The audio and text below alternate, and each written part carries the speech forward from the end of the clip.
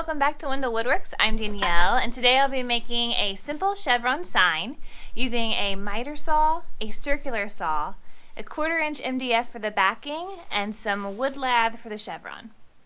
If you love all things wood and DIY, then subscribe below and let's get started.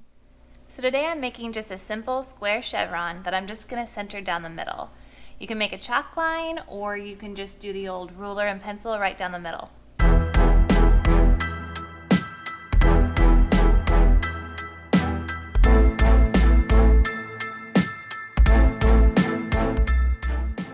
So now I'm going to go to my miter saw and set it at a 45-degree angle to make my cuts.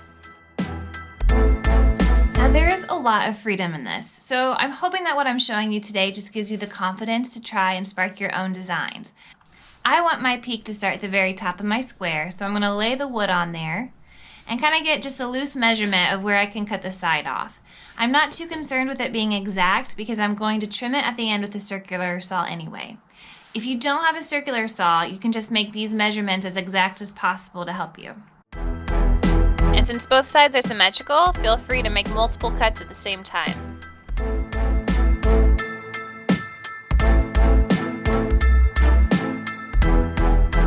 Okay, so we have our basic chevron pattern here. But I decided to switch things up and throw in some dowel rods, which I got at the Dollar Tree, just to add some little extra.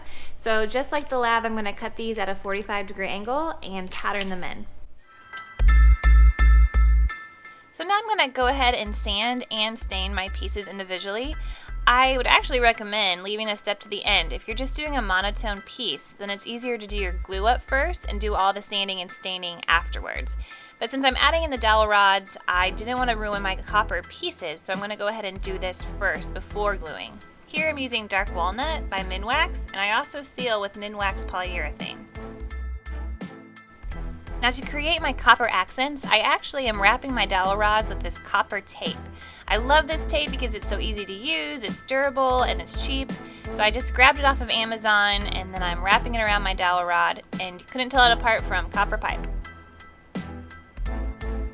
For the glue up, I'm using some Titebond wood glue, and you want to lay your pieces on that center line just to keep everything straight and square.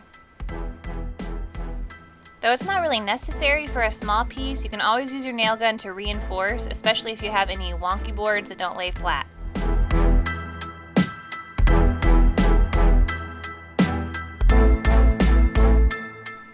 Alright, now that we're all glued up, we're ready to make our first straight edge, and I do this with a circular saw. You can lay down a track to make it nice and flush. Then once you have this edge, you can take it back to the miter saw and trim up your other 3 edges fairly easily. I also use a miter saw to make my frame. All done. Of course, you can dress it up using your scroll saw, which you can learn from my other tutorials, or you can just leave it like it is. I'd love to see what you're making in the comments below. Happy creating, and I'll see you next time.